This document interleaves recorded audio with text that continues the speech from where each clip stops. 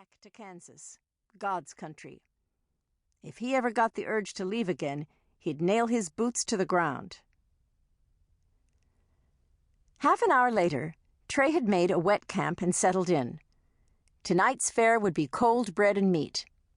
No hot coffee, no fire.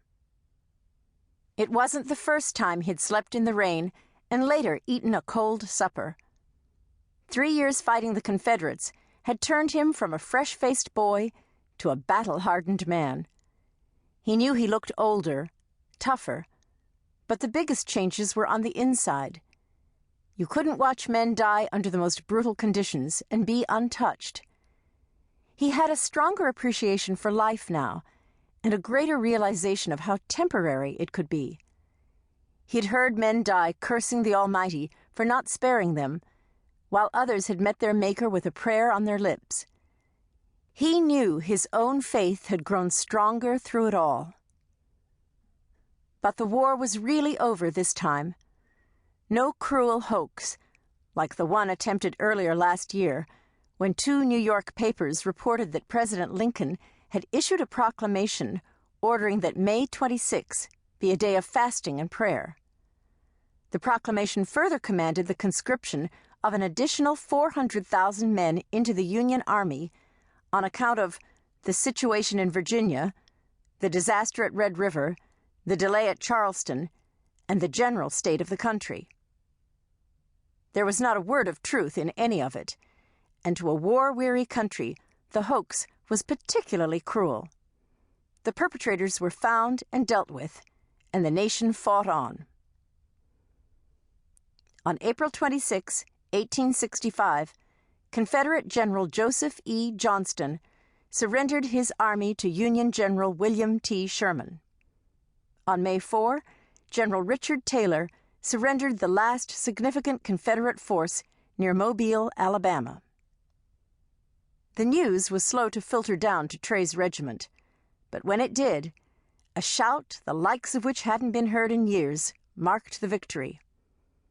Young men dropped their weapons, and grown men cried. By then, the war had been over for a month. Men had packed their bags and headed home to families they hadn't seen in far too long. Others who were missing limbs and eyesight had been carried or supported by compassionate comrades. Trey rolled into his wet bedroll and closed his eyes, listening to the rain hit the brim of his hat. Thunder boomed in the distance, and he knew he wouldn't get much sleep.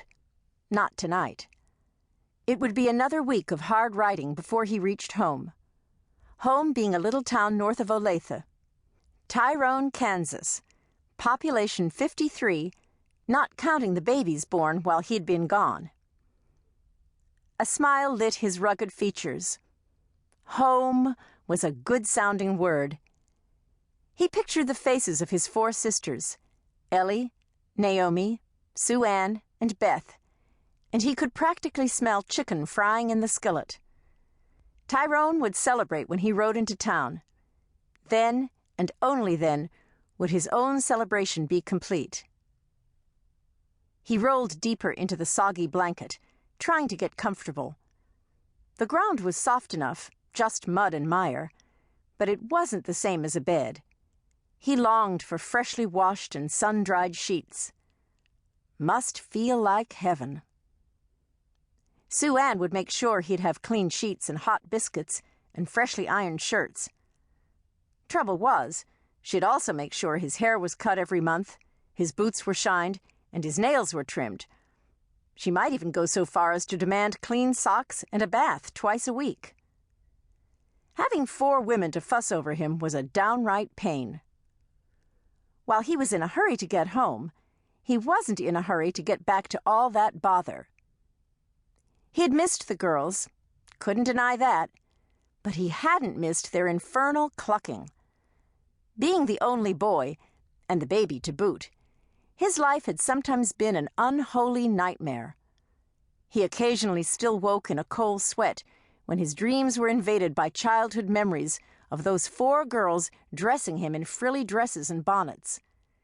This had gone on until he was big enough to fight his way free. They'd laugh and say, "What